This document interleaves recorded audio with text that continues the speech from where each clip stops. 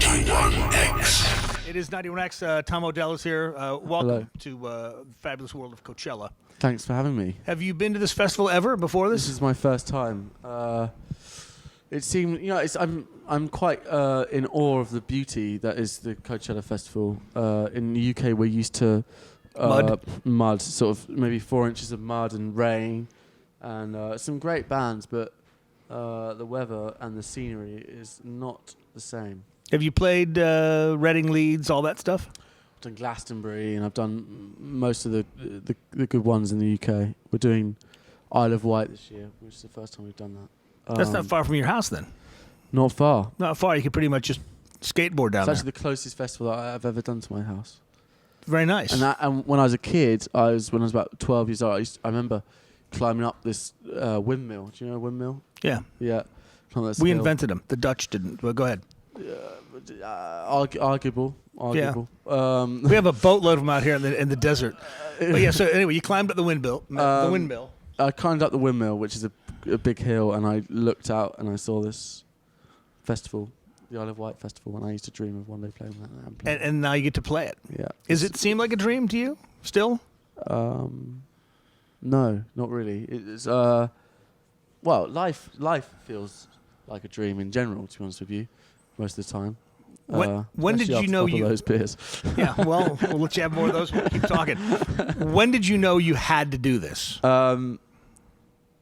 Always, really. I mean, I'm always very fearful of sounding narcissistic, but there was definitely a certain amount of... I knew to a certain degree that I would be making music. Just, I don't know to what degree of success, and I still don't know, whether I become a teacher in a school of music. I guess I always just knew that would be... It was always calling to you? Yeah, I guess it's just something I find, there's nothing else in my life apart from maybe a couple of things, but that I sit down at the piano and I just lose myself. It's a feeling I only get from the piano and from music. Was it your parents that instilled that? Was there always a piano at the house, or where did it come from? It wasn't. It was my grandmother. It was my grandmother that got me some piano lessons when I was 6 or 7. But because I'd shown such interest, she had a piano at her house, and whenever I went round there, I remember playing on this thing. So it's a big upright. It's over at your grandmother's house. Yeah. You go in there. Did you just bang on it the first couple times, or did no? I was learning. I was before. Well, I mean, I was younger. I was 5, and I remember not being able to reach the pedals, and I remember very specifically in my head playing it, and being obsessed. And this piano was. It could play itself as well. It was one of those old pianolas. Right. You pump the pedals and you put like a piece of paper in it with the holes bumps. cut in. Yeah. Yeah, and it would play. So it was very fascinating for me. And then I learned the piano. I had some lessons, and then I mean, I was always through sort of perhaps just through the kind of people that play the piano in England, is mostly classical. So I found myself in a lot of situations where it was like, oh, so you play the piano, so you must play classical. So I ended up having lessons with classical, and then I ended up taking grades, and I really passionately hated that, because for me the piano was an hour of escape, or 3 hours of escape, and total abandonment of rules, and suddenly I was being forced upon this sort of classical music that was like, you must learn these scales for 3 hours a day and learn this piece by Chopin. As much as beautiful as it may be, Chopin's music, it took a lot of skill to play it, and it wasn't a skill that I was interested in. Perhaps it was an impatience, which I still have today, of needing immediate satisfaction rather than a prolonged kind of work to get there. But was there a contemporary, when I say contemporary, somebody from 50s on that somebody turned you on to and said, check this out? It was Elton. It was Elton John that I discovered. I started songwriting when I was about 12 years old, and it was Goodbye Yellow Brick Road was about the only record I owned, apart from a few Britney Spears records. And I listened to that incessantly for months and months, and I couldn't believe how he played the piano. You know, I remember that song. This song has no title, which is a song that I don't understand why it has such resonance with me, but it was a song that I remember specifically. I listened to when I was 12 years on it, and it just blew me away. And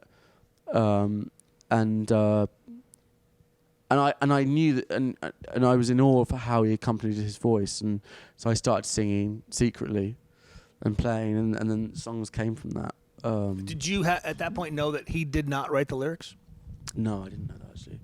I didn't know that until a few years ago. But some people are really shocked by that. They're like, "What? He didn't write?" Because I mean, he obviously had a songwriting partner, which a lot of people do. I would say the thing is about that though is that there's obviously something incredibly special that's happens between Bernie Taupin and Elton John. Right. And for some reason, the missing parts from Elton are match the parts that Bernie has, and vice versa. And I think I guess it's the same as Lennon and McCartney, and it's the same as a lot of partnerships. Who's the guy that discovered DNA? The two blokes that discovered DNA. There you go. You're asking about your radio people who discovered DNA? They're British people. Exactly. And they did it together, and they need each other, much just like fill a in lot the of blanks. people. Yeah. Was there a songwriter that did write his own material, lyrics, and piano that you went, that guy's... Well, Billy Joel was one of them. Paul McCartney, Bob Dylan, totally.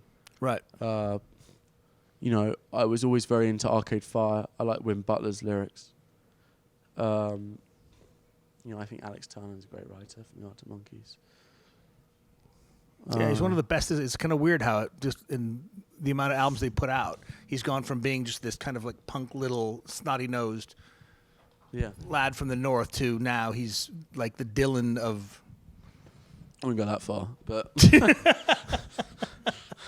But I think he's pretty good. Well, I mean, he's unintelligible when you talk to him. That's what I mean. No, I'm joking. Yeah.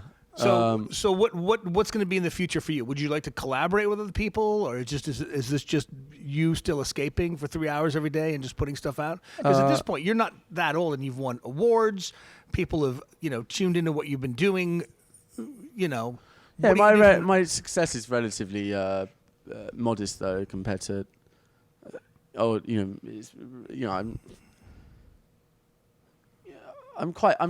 think the thing I feel very fortunate about at the moment is I feel more inspired than I have ever to write songs, and I feel fortunate for that I've got to this point in my career, and I feel that because I know that a start of a career can change your passion, and I feel I've been lucky in that I've been put in a place where I feel very impassioned to write, and that's made I don't know whether that's all positive or all negative things, but for some reason I do feel that. Well, as they say, in fact we discussed this with every other band, you've got 18 years to write your first album, and then 18 months to write the next one, and generally people don't quite understand that it's impossible. Yeah, I think that, but I also think that you learn an amount touring, and through having that whatever success you've had, that is incredibly inspirational. And for a person like myself who grew up in quite humble surroundings and play the piano and wrote songs, and that's pretty much it. And to go from doing that to making a record to, I've toured the world over the past 2 years, and it's very interesting for me. I mean, that's not necessarily. I don't know. It's just very interesting. Right. It's very inspiring. Well, I think there's some bands that I love that they have a modicum of success, then they go tour the world, and they come out with some of the most amazing stuff. Talking Heads, probably the best example. Yeah. You get to the point where you're like, they would have never done that had they stayed in New York and just done that thing. So when you get around the world and you get to go, are you One Giant Leap? Are you a fan of them? Have you seen? I don't know them, no. Oh. But I think, I'll scribble it down for you. You'll be completely blown away. Do. It's the guys, Dido's brothers band that I'm going to fail in the name of. I'm spacing on his name. It's the two other guys in the band. Went around the world. They just kept recording musicians everywhere they went. Really? And they were just playing the backing tracks. Here's the key it's in. Here's Dido's brother is Rollo, and I can't remember but I can't remember the band he was in. I'm spacing on that. What's Dido's brother's band's name? Faithless. Oh yeah, Faithless? Is it Faithless? Yeah. Yeah, it's the other band. The two other guys in the band. It's one of them. You'll be blown away by it now that you've toured the world, because it's just like they took all this basic stuff that you would have never thought about throwing it all together. I think an interesting way of answering the question as well is that, and it's, I think you might have touched it, is if none of this had happened and I was still writing songs in Chichester or wherever I would be, Right. I think I'm writing better songs now than I would be still in Chichester. Right. Do Because kinda get you what can I mean? experience more. Well, I think I've just listened to so much music and I've seen so many bands, and I've also more just discovered about what I can do as a person and where my strengths lie. And Right. I think you just learn more about who you are, and I've so I don't know, but I think I've discovered a lot about songwriting in the past 18 months, more than I ever have. Well, and we're grateful for that. And cheers, and thank you very much, Thanks, Tom man. Odell. Cheers. It is 91X. We'll chat with you next time you come through San Diego. I'd love that. Yeah. All right, I'd love perfect. that. I'll come and Then play you on can, this. you can lovely- crash at the house. I'll let you do that. All right, it's 91X.